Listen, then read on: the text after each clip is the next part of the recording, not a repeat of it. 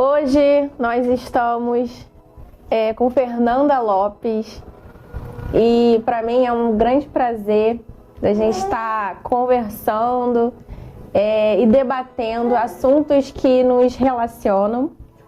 E para mim, Fê, posso te chamar de Fê pela nossa construção de amizade e colega de profissão e agora também na política. E eu gostaria que você se apresentasse e mostrasse quem é Fernanda Lopes como mãe, advogada e também agora como deputada estadual. É um prazer estar aqui hoje com você. É Renata, né? Mas aí eu chamo de Rê por causa da intimidade também, né? A gente já tem um tempo de amizade. É um prazer estar aqui hoje. E esse desafio novo que eu assumi de estar na política, eu também tenho que te agradecer, né? Porque se hoje eu estou na política, estou assumindo esse cargo de deputada estadual, foi graças a seu incentivo, ao incentivo do Rafael, seu esposo, que sempre acreditaram em mim e falaram que eu tinha o dom para isso, né? Então, eu estou hoje na política por causa disso. Bem, quem é Fernanda Lopes, né? Fernanda Lopes é uma advogada, mãe, divorciada, com 36 anos e que já passou por algumas coisas na vida, né? E eu falo que a gente consegue levantar as bandeiras da qual a gente defende e as quais eu quero defender com as coisas que a gente passou na nossa vida, né? E uma das bandeiras que eu levanto é a questão da criança, né? Da saúde para a criança, a questão de suporte, UTI neonatal, o suporte para as mães, solos, porque ser mãe hoje no Brasil é muito difícil, ser mãe solo é mais difícil ainda, né? E então a gente não tem muito acolhimento do Estado, as empresas não valorizam muito as mães e acham que por se tornarem mães, elas não têm mais um perfil profissional. Valor, como se tivesse perdido isso, o valor. E é muito ao contrário, né? Quando a gente se torna mãe, a gente se torna mais leoa ainda, né? Porque a gente quer fazer muito mais pelos nossos filhos, então a gente se torna muito mais.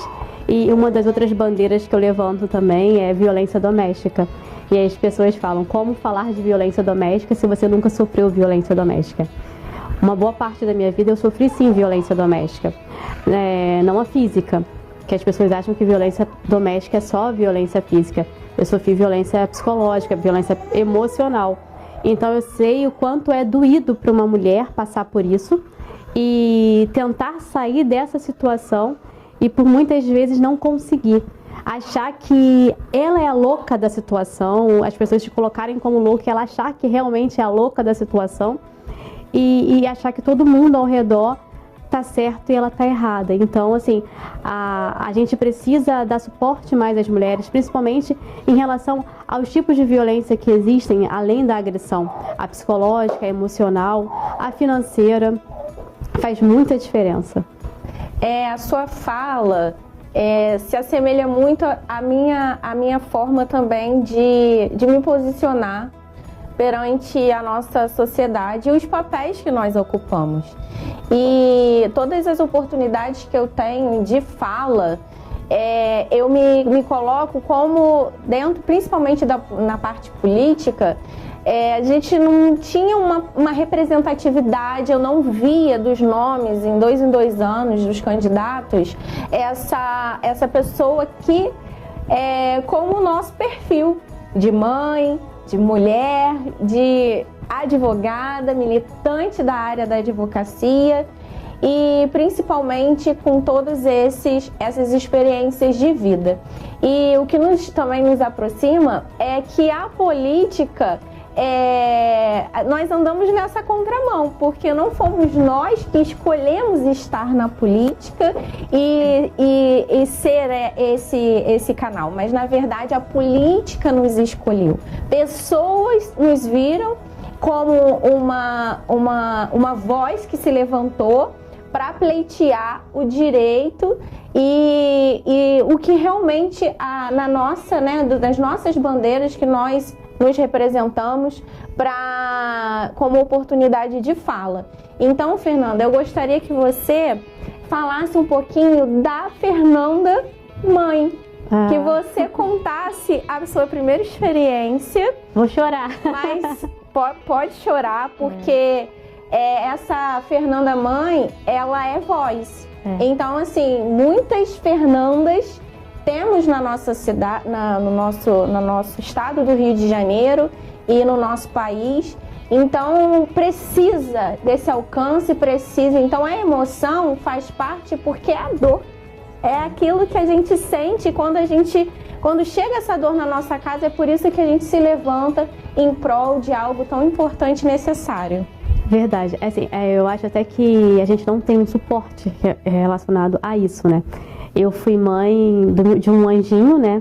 A Andresa, há 5 anos, vai fazer 5 anos agora, dia 29, que eu perdi minha filha.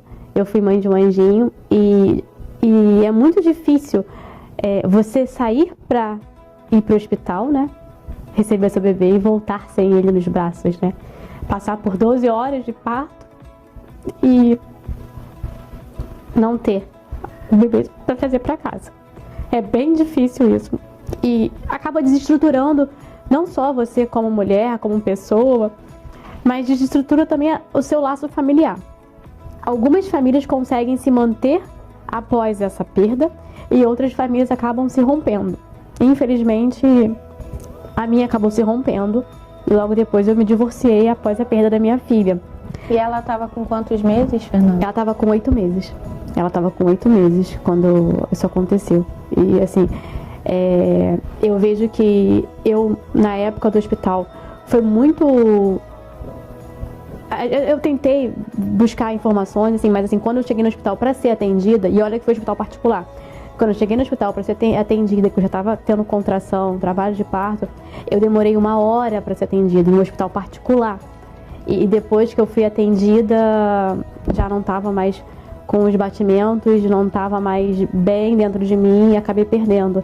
E aí a gente fala, foi descaso do hospital, foi demora do hospital. Isso foi um hospital particular. Imagina quantas mulheres passam por isso em hospitais públicos. E o parto, né, foi normal. E a forma como foi, sabe, de uma médica pular na minha barriga e fazer força para tirar, todos esses traumas que ficaram em mim, do que eu passei na minha outra gestação, foram bem difíceis. E você vê que a gente não tem suporte em todos os sentidos. De psicólogo, de médico, assistente social. Você não tem esse suporte. E você vê que depois que isso acontece, tem gente lá. Eu fico brincando que é urubuzando, né? Pra poder te vender os caixões. Pra isso você tem suporte. Pra poder você enterrar, você tem suporte. Mas assim, suporte psicológico, emocional, é muito difícil. Isso muito frio. E isso numa rede particular. Imagina o que essas mulheres sofrem numa rede pública, sabe? E eu passei foi muito difícil pra mim. Tanto que eu demorei 4 anos pra poder pensar em engravidar novamente. Que aí veio a minha princesinha, a Andresa, que é meu bebê. A Andresa, olha, a Anastásia, que é meu bebê arco-íris. Mas, mesmo quando a vinda dela, veio também os desafios. Porque com 5 meses de gestação, eu tive que me internar. Eu fiquei 1 mês internada para poder a Anastásia nascer com saúde. A Anastásia nasceu de 6 meses, com 1,40 kg e 36 centímetros. Ficou na UTI 47 dias.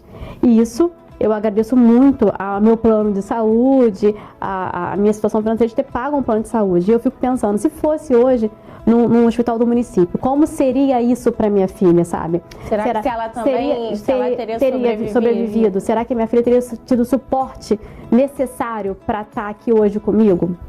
Eu penso muito nisso. E depois que eu comecei a vivenciar, porque assim, você ser mãe de um bebê, nasce e vai para casa é uma coisa, agora você ser mãe de um bebê de UTI, ver a situação do hospital, a falta de medicação, a falta de material para dar suporte àquele bebê, assim, te dói de uma forma, porque você vê às vezes outros bebês falecendo do lado da sua e você fica, gente, será que pode ser a minha? Pode ser a minha. E você já tinha passado por uma situação anterior. E imagina essa sua parte psicológica com esse receio, né, de passar uma gestação inteira, né, os 9 meses, como você mesmo falou, a a Anastácia acabou vindo aos 6 meses. E realmente você se manter firme, se manter ali na posição de acreditando que era ali o seu milagre, a sua promessa chegando. É verdade, foi bem difícil. Que ela tá nos nossos bastidores. Foi bem difícil, foi bem dolorido, mas também quando eu vi aquele bebezinho assim saindo, e todo mundo falava, vai nascer sem chorar, não vai direto para ser entubada. A Anastácia nasceu chorando, segurou meu dedo e depois levaram ela. Quebrou todas as regras dos médicos, sabe? Isso assim foi bem marcante para mim. E essa questão de poder dar suporte às mulheres que passam por isso, que não têm suporte, e aos bebês que nascem. Se você procurar saber, tem bebê que nasce, vai para UTI, às vezes precisando de um neuro e assim, neurologia, e não tem. Neuropediatra. E não tem quando vai chegar, e às vezes o bebê especialista. E às vezes o bebê pode ter sequelas futuras por falta de atendimento nas primeiras 24 horas. Por quê, sabe? Por que a gente está com tão precariedade na nossa saúde? Se a gente tem tanta dinheiro para poder manter uma saúde boa, por que não investir na saúde? E principalmente das crianças, das mulheres. Quando a gente vê um caso, o último caso que teve, do anestesista, sabe? Como é que a mulher não pode, vai ganhar um neném e tem ali violado o seu corpo? Assim, no momento de mais vulnerabilidade nossa, como mulher, infelizmente aconteceu essa triste história, né, que marcou a mídia nacional do nosso país. Fernanda, quando eu falo que nós nos assemelhamos nas nossas histórias, o Benjamin a gente vai completar agora 4 anos, dia 16 de agosto, então meu bebezão, né, porque já é um rapaz, né, não tem, a gente, depois que chega os 3 anos, a gente quer que continue bebê, mas com 20 quilos, 1,10 m, então assim, ele sempre foi muito desenvolvido. Eu também passei por uma situação muito traumática com o meu parto. Eu tive uma gestação também assim muito saudável pelos exames, correu tudo bem. E o meu parto estava marcado para 39 semanas, fechado para 39 semanas. E eu comecei a passar mal e a minha obstetra, né, minha ginecologista obstetra me encaminhou também para que eu fosse à emergência, porque eu estava começando a sentir contração com 38 semanas. E eu cheguei meio-dia no hospital, não tinha médico em hospital também da rede particular, não tinha médico plantonista, porque eles estavam fazendo parto no momento, e eu só fui ser atendida às 5 horas da tarde. E ali com muita dor, e eles fizeram os exames para ver batimento e falaram que estava tudo bem. E eu já sabia que não estava tudo bem porque eu estava sentindo muita contração. E eu implorei para minha médica para que eu fosse operada naquele dia, para que eu não fosse para casa, esperasse ser operada. Então, a minha médica, pelo telefone, com a médica da emergência, falou: olha, ela está com muita dor. Então, ela falou: então, interna que eu vou colocar a equipe pra gente estar fazendo o parto da Renata. E diante disso, ela chegou no hospital, era por volta de 6 horas, eu entrei pro centro cirúrgico e o Benjamin tinha evacuado mecônio na hora do nascimento. A evacuação, o mecônio é o primeiro, as fezes, né, do neném. E ele fez por conta do sofrimento, ele estava lá já em sofrimento, ele evacuou dentro da minha barriga. Então ele nasceu verde, ele nasceu com líquido todo verde de mecônio. Então eu tenho até o vídeo na época ali da hora do parto, nós filmamos, e a médica falando: nossa, é o bebê Hulk, porque ele nasceu todo verde, de uma forma assim ainda ali, né, de uma forma para descontrair a situação. E ali nós tivemos o primeiro contato com o Benjamin, e eu fui pro quarto E nada também do meu filho chegar e as pessoas falando que ele estava lá na incubadora, né? Naquela primeira... eles ficam ali naquele respirador dessas primeiras horas. E nisso, Benjamin, nada de chegar. E por fim, eu vi que realmente tinha acontecido alguma coisa. E ninguém estava querendo me dizer o que é, mas mãe é aquilo, sente, né? E aí eu pedi pro Rafael confirmar e ele falou, olha, ele nasceu cansadinho, então os médicos preferiram que ele ficasse em observação para que não precisasse vir para o quarto por enquanto, que ele tá lá no respirador, porque ele ainda tá cansadinho. E nesses 6 longos dias que ele ficou ali no respirador, quando eu cheguei, ele já tinha até saído da máscara e foi reagindo. Ele ficou sem roupinha, a roupinha dele era só luvinhas e aí as meias. Então, assim, quando nós planejamos, nós como humanos, né, fazemos os nossos planos, mas os planos de Deus são muito além do que nós, né, imaginamos ou pensamos. E eu fico pensando também, Fernanda, a mesma coisa. Nós estamos num percentual mínimo da sociedade que temos condições pela nossa profissão, pelas nossas conquistas, de conseguir pagar um plano de saúde.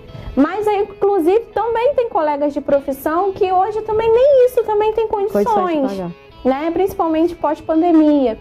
E a nossa rede pública, seja ela municipal, estadual, realmente eu fico pensando como que seria. Porque uma mãe que vai ter um parto normal numa rede pública, que se chegasse com 38 semanas, eles fizessem exame, tivesse tudo bem, ia liberar para casa. Então, assim, quando nós nos emocionamos, é porque nós vivenciamos na pele, né, essa dor. Então, quando nós nos levantamos também para a parte política, é para ser essa voz, é para buscar também esse reconhecimento não só para as mães, mulheres, mas também principalmente para as nossas crianças. Porque a criança, quando nasce, ela precisa de todo um carinho, todo um apoio, né? Todo um tratamento, principalmente quando o bebê é prematuro, quando precisa de UTI. O bebê que não é prematuro também precisa de todo um acolhimento pediátrico, mas o bebê quando é prematuro e vem, às vezes, com problemas cardíacos, alguns vêm com problema renal, alguns problemas neurológicos, precisa de um atendimento emergencial nas primeiras 24 horas. São os atendimentos assim essenciais, e sem esses atendimentos a criança pode vir a óbito ou a ter sequelas para o resto da vida. E isso é muito dolorido para uma mãe, porque você vê que você dá o seu melhor durante toda a gestação e quando você precisa de um atendimento médico, acaba não tendo esse atendimento médico, acaba falhando e seu filho vem com uma sequela para o resto da vida por falta de um atendimento. Sim. E isso é muito dolorido. E eu, quando recebi o diagnóstico do espectro autista, muitas pessoas me perguntaram se teve essa correlação com o parto, porque o autismo, ele não tem embora assim a nossa ciência esteja bem avançada, não tem ainda um exame, né, clínico para que você consiga, diferente do síndrome de Down, na própria gestação você consegue fazer já os exames e consegue verificar se a criança possa ali ter alguma questão. Mas o autismo não. O autismo você não consegue, você não tem um exame genético para que durante a gestação a criança vai vir com autismo ou não. Então, assim, nós sabemos que pelo estudo o autismo vem na grande maioria do percentual dos casos pela genética, mas também por questões de sofrimento do parto. E aí? Então, Fernanda, todo esse nosso relato de vida me fez sair do luto e ir para a luta. Né, de ser, eu falo e eu bato, eu repito, que ser essa voz é justamente que mulheres podem ter filhos, mas continuar trabalhando, que mulheres podem, né, ser mães atípicas e continuar também sendo uma mulher de um local de fala e de representatividade e também de luta, que o nosso lugar é um lugar de luta, porque não é fácil você buscar uma representatividade para pessoa com deficiência. Se você vai eu tive uma experiência próxima, eu fui no evento que teve aqui no nosso município de Niterói e não tinha uma fila para a pessoa com deficiência. Então eu tive que brigar, a gente tem que brigar e lutar para o nosso direito o tempo todo. Ou é a vaga para o deficiente, ou é a fila preferencial. São tantos os nossos direitos e eu, como operadora militante, eu conheço. E as famílias que não conhecem, que não têm esse conhecimento na prática? Não lutam e acabam deixando pra lá, né? E deixam pra lá e se isolam em casa e não vão à luta. Então, assim, eu tive essa missão de vida, esse propósito de, ao invés de me lastimar de uma expectativa, né, de muitas se frustram numa maternidade porque buscam uma perfeição. Eu falo, meu filho é perfeito para mim. Deus fez o Benjamin para me ensinar, eu e o Rafael, todas as manhãs. Eu acordo e aprendo todos os dias com meu filho. E é lindo, porque se você fizesse uma pergunta se eu mudaria algo no Benjamin, e eu não mudaria nada no meu filho, porque ele é algo de mais precioso, é o meu bem amado, é o meu bem assim, mais desejado, planejado, como a Anastácia veio, como promessa para a sua vida. E é isso que eu queria que você agora relatasse, esse bebê arco-íris, como que veio esse novo ciclo para você, e esse pós também dessa maternidade solo, que também é uma outra luta. E eu queria que você contasse um pouquinho também. A Anastácia é um bebê que eu já estava querendo, né? Tipo, eu comecei a querer um bebê 1 ano antes dela vir, né? Dela acontecer na minha vida. Eu estava querendo muito e procurando clínicas de in vitro, procurando formas de engravidar, como iria acontecer. Aí ela não veio, ela não é in vitro. A Anastácia tem um pai, mas não veio ao caso agora.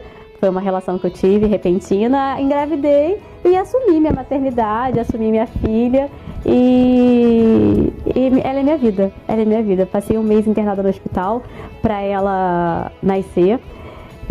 Hoje eu luto diariamente por ela, para ela, e tento fazer com que ela enxergue que a mulher tem que ser valorizada, a mulher tem que trabalhar, a mulher tem que estudar, a mulher tem que ter a sua independência e a mulher não pode deixar nunca um homem desrespeitá-la. Os meus ensinamentos para Anastácia desde agora são assim: filha, você é uma mulher, que você tem uma força enorme, você vai estudar, você vai ser independente e você nunca vai permitir que o homem nenhum desvalorize você. E é isso que eu quero passar para minha filha diariamente.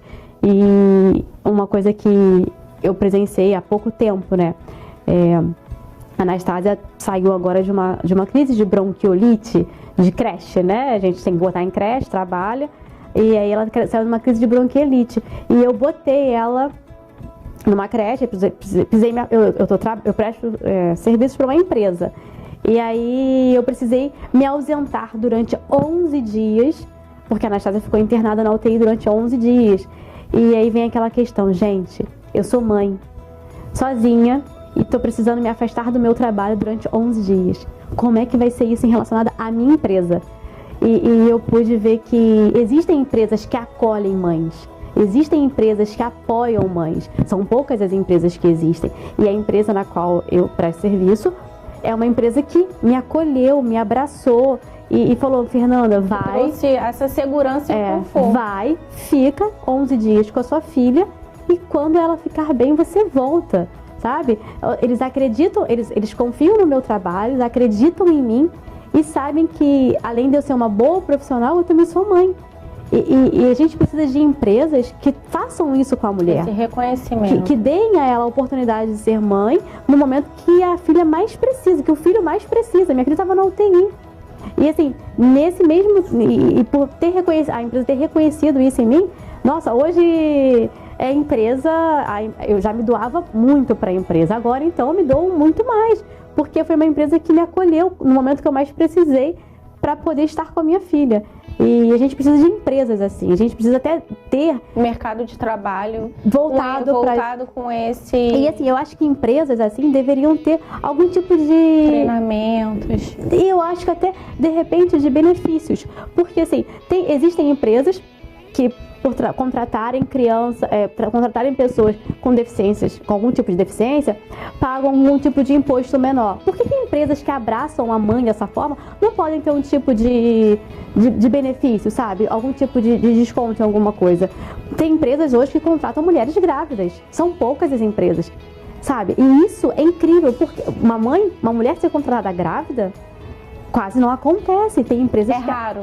Tem empresas que abraçam a mulher grávida. Você tá grávida, você não deixa de ser profissional, você não deixa de ser boa. Eu vou te contratar. Eu acredito no seu potencial, independente de estar grávida ou não.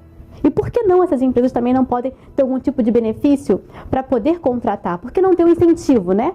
Não um benefício, mas um incentivo para contratar mulheres grávidas, para poder dar a oportunidade de mães estarem no mercado de trabalho.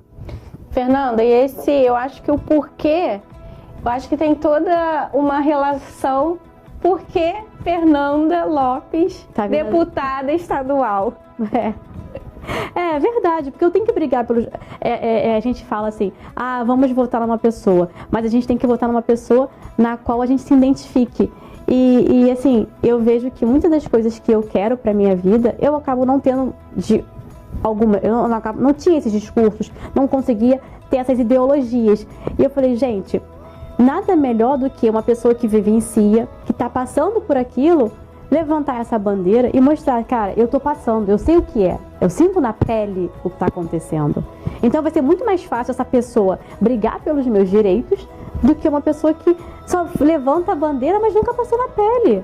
Então, assim, será que realmente essa pessoa vai levar até o final o que está falando? Será que ela realmente vai sustentar? Vai brigar realmente? Essa dor, né? Vai sustentar por algo que não vivenciou. Eu penso muito nisso. E desde que eu comecei a pensar nisso, e como eu falo, né? Com incentivo seus e do Rafael, falei, tá bom, vamos lá, vamos aceitar esse desafio e vamos realmente brigar pelo que é importante para mim, pelo que eu acho que é importante. Não acho, né? Eu tenho certeza que é importante. Fernanda, eu só tenho que te agradecer por essa conversa tão esclarecedora, e eu tenho certeza de quem nos assistir tiver a oportunidade de ver realmente a nossa experiência de vida, né? Nossa experiência de vida. Então, é do seu lado que eu quero caminhar agora para 2023, que nós possamos, como força feminina, como mulher, como mãe, como advogada, ser essa voz para vocês que passam ou que já passaram algo semelhante à nossa vivência, Verdade. à nossa história, porque nós queremos representar você. E eu queria que você desse essa palavra final. Ai, depois dessas falas que você... a gente está aqui realmente para representar as mulheres que passaram por essa situação. E assim, a gente fala de mulheres, né? Mas tem muito pai também que está do lado da mãe ali e sofre com ela, né? Então a gente está ali para representar a família que passou também por essa situação e principalmente as mulheres. E podem ter certeza que nós vamos fazer o possível e o impossível para que as coisas melhorem na saúde, tanto das mulheres quanto das crianças, né?